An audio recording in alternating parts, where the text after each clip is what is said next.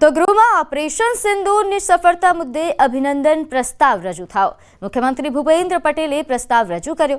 Operation સિંદૂર માત્ર સૈન્ય કાર્યવાહી નહીં પરંતુ ભારતની ઝીરો ટોલરન્સ નીતિનું ઉદાહરણ। આતંકવાદીઓને જડમૂળથી ખત્મ કરવાનું પ્રતીક એટલે ઓપરેશન સિંદૂર। પહેલગામમાં ધર્મ પૂછીને નિર્દોષોની હત્યા કરી દેશમાં અરાજકતા ફેલાવવાનું કાવતરું હતું। વડાપ્રધાન મોદીએ આ કાવતરું અટકાવી ત્રાસવાદીઓ પર સેનાને વાર કરવા છૂટ આપી।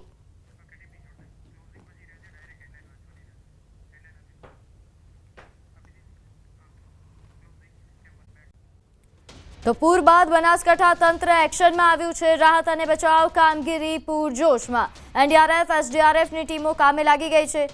1678 લોકોનું સ્થળાંતર કરાયું। 297 ગામડાના વીજ પુરવઠો પણ પ્રભાવિત થયો છે। ત્યારે યુજીવીસીએલની 86 ટીમો પણ કામે લાગી છે। અધિક કલેક્ટર કક્ષાના અધિકારીઓની નિમણૂક કરવામાં આવી છે અને તાત્કાલિક લોકોને રાહત માટેની સુવિધાઓ પહોંચે તે પ્રકારની વ્યવસ્થાઓ કરવામાં આવી રહી છે। નોંધનીય છે કે હાલ ઘણા એવા ગ્રામ્ય વિસ્તારો છે કે જ્યાં વીજ પુરવઠો પણ પ્રભાવિત થયો છે, તો ઘણા એવા વિસ્તારો છે કે જ્યાં ખાવા પીવાની સમસ્યાઓ પણ સર્જાઈ છે।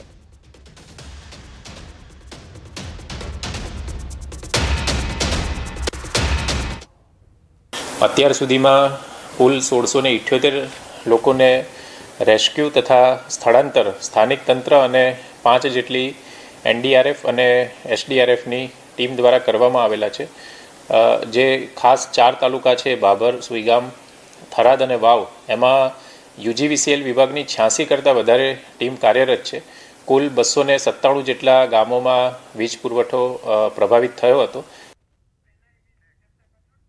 તો મેઘતાંડવ વચ્ચે ગીર સોમનાથમાં ભૂકંપનો આંચકો અનુભવાયો। તાલાલા અને ગીરની ધરાધ્રુજી। તાલાલામાં 3ની તીવ્રતાનો ભૂકંપનો આંચકો આવ્યો છે। 2.25 મિનિટે આ આંચકો અનુભવાયા હોવાના સમાચાર છે।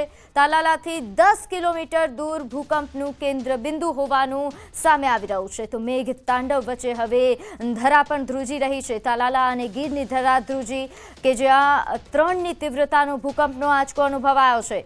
કેન્દ્ર બિંદુ એ 10 કિલોમીટર દૂર હોવાનું હાલ સામે આવી રહ્યું છે। તો 2:30 વાગ્યાની આસપાસ 2:25 મિનિટે આંચકો અનુભવાયો।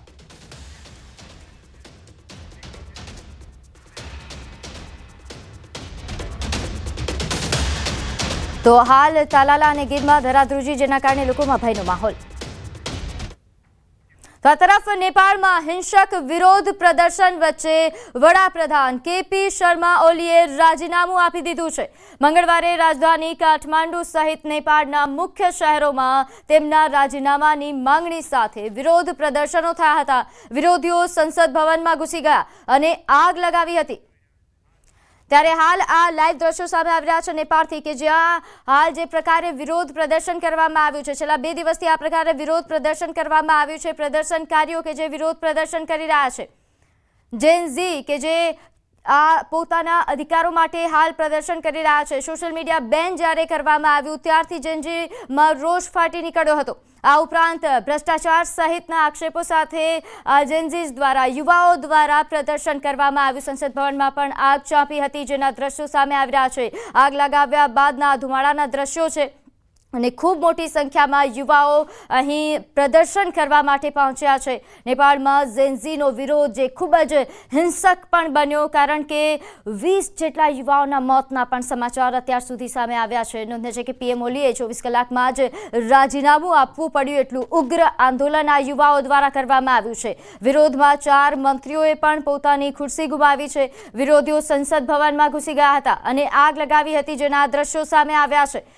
આ ઉપરાંત ભૂતપૂર્વ વડાપ્રધાન પુષ્પકમલ દહલ પ્રચંડ અને શેર બહાદુર દેઉબા, ગઈકાલે ગૃહમંત્રી પદ પરથી રાજીનામું આપનાર રમેશ લેખક અને સંદેશા વ્યવહાર મંત્રી પૃથ્વી સુબ્બાના ગુરંગાના ઘરોને પણ આગ ચાંપી દેવામાં આવી હતી। તો નેપાળથી 4 અલગ અલગ તસવીરો જે પ્રદર્શન કરવામાં આવી રહ્યું છે। આ પ્રદર્શન ઉગ્ર બન્યું છે। ગતરોજથી જ આ પ્રદર્શન ઉગ્ર બન્યું હતું અને પોલીસે ગોળીબાર કરવાની પણ ફરજ પડી હતી કે જેમાં યુવાઓના મોતના પણ સમાચાર છે। જેન ઝી એટલે કે યુવાઓએ નેપાળમાં રાજકીય ભૂકંપ મચાવી દીધો છે। સોશિયલ મીડિયા પરનો પ્રતિબંધ હટાવી લેવામાં આવ્યો છે પરંતુ યુવાનો હજુ પણ શાંત નથી થઈ રહ્યા। કારણ કે અહીં તેમની જે માંગો હતી ભ્રષ્ટાચારને લઈને પણ તેઓ દ્વારા પ્રદર્શન કરવામાં આવ્યું હતું, ત્યારે સંદેશા વ્યવહાર મંત્રીના પોતાના ઘરને પણ આગ લગાવી દેવામાં આવ્યા હોવાના સમાચાર છે. યુવા પેઢીનો વિરોધ ખૂબ જ હિંસક બન્યો છે. વિરોધમાં 20 લોકો માર્યા ગયા છે અને 300થી પણ વધુ યુવાનો ઘાયલ હોવાના સમાચાર છે. સરકારે સોશિયલ મીડિયા પરનો પ્રતિબંધ હટાવી લીધો છે, તેમ છતાં વિરોધ અટકી રહ્યો નથી. હજારો યુવાનો કાઠમાંડુના રસ્તાઓ પર ઉતરી આવ્યા છે અને આ યુવાનો હવે ભ્રષ્ટાચાર, બેરોજગારી અને સરકારી નીતિઓ સામે અવાજ ઉઠાવી રહ્યા છે. ભૂતપૂર્વ વડાપ્રધાન પ્રચંડના ઘર પર પણ હુમલો કરવામાં આવ્યો છે.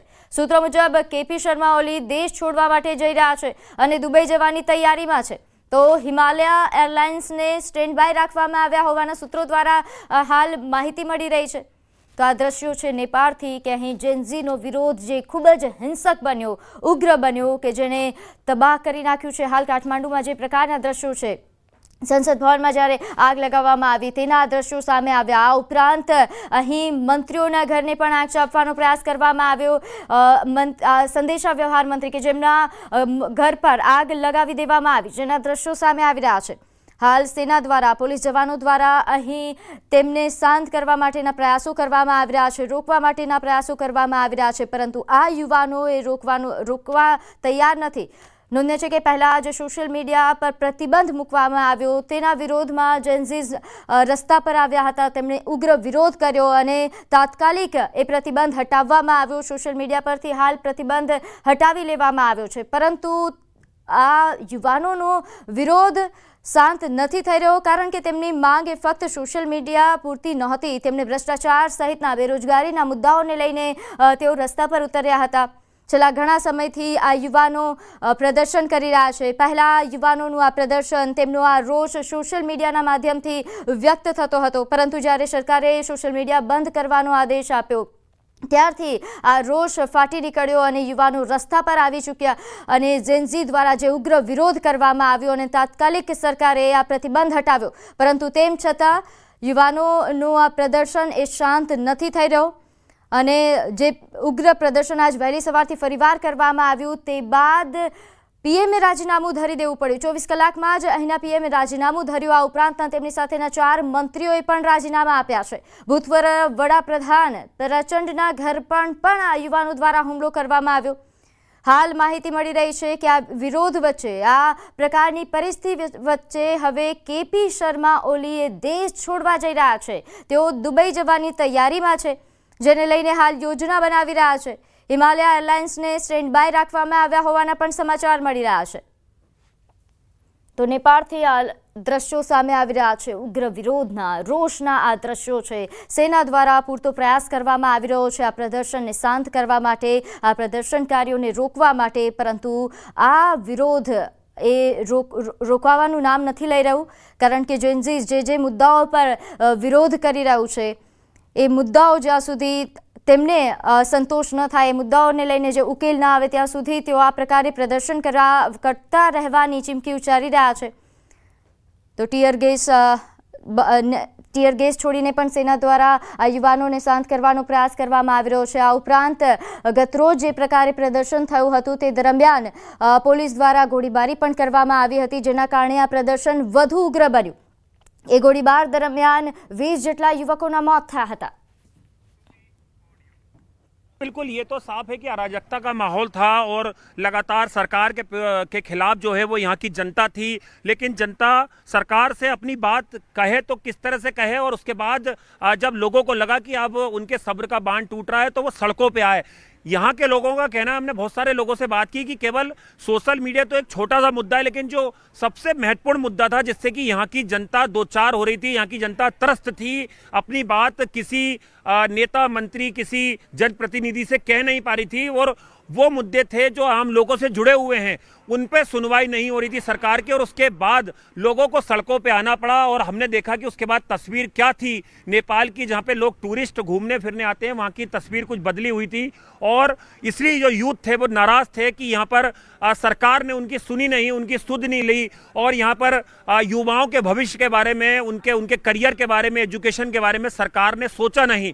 और यही तमाम मुद्दे थे जो इतना बड़ा प्रदर्शन का रूप ले लेते हैं, जिसके बाद सरकार उग्र होती है, सरकार कानून हाथ में लेती है और सरकार वहां पे गोलीबारी तक कराती है, जिसमें कि जो बच्चे हैं, जो छात्र हैं, उन लोगों की दर्दनाक मौत हो जाती है और उसके बाद जो लोगों का गुस्सा था वो और ज्यादा फूट पड़ा। अभी लोगों का कहना है कि केवल प्रधानमंत्री ने अगर इस्तीफा दे दिया या कुछ मंत्रियों ने इस्तीफा दे दिया, सांसदों ने इस्तीफा दे दिया, इससे बात नहीं बनेगी। जो असल मुद्दे हैं उन पर बात आखिर कौन करेगा जनता से, नेपाल की जनता से, काठमांडू की जनता से, आखिर उन पे बात कौन करेगा, उन मुद्दों का निराकरण कौन करेगा। और यही वजह कि अब ये स्थिति आ गई है कि जब प्रधानमंत्री ने इस्तीफा दे दिया है, 4 मंत्रियों ने इस्तीफा दे दिया है, कई सारे सांसदों ने इस्तीफा दे दिया है, तो अब अगली सरकार किसकी होगी? काठमांडू में तख्ता पलट के बाद किसकी सरकार होगी? कौन यहाँ पर जो है वो सत्ता की बागडोर संभालेगा, आम लोगों की सुध लेगा, यहाँ के जो मुद्दे हैं उनके बारे में सुनेगा, यहाँ पर जो रेवोल्यूशन था छात्रों का उसमें किनसे बात की जाएगी? ये बहुत सारी चीजें हैं जिसको लेकर अब यहाँ पर एक तरीके से एक नई जंग जो है, नई बहस जो है वो छिड़ गई है। તો જે રીતે ન્યૂઝ 18ના સંવાદદાતાએ જણાવવામાં આવ્યું કે હાલ જે અહીં ઉગ્ર વિરોધ પ્રદર્શન કરવામાં આવ્યું છે તે શાંત નથી થઈ રહ્યો। જે રીતે આ દ્રશ્યો સામે આવી રહ્યા છે, ખૂબ જ ચોંકાવનારા દ્રશ્યો છે। જે રીતે જેનજી દ્વારા પ્રદર્શન કરવામાં આવ્યું હતું, સંસદ ભવનમાં આગ લગાવી દેવામાં આવી, આ આગે હવે વિકરાળ સ્વરૂપ ધારણ કર્યું છે, જેના દ્રશ્યો સામે આવી રહ્યા છે।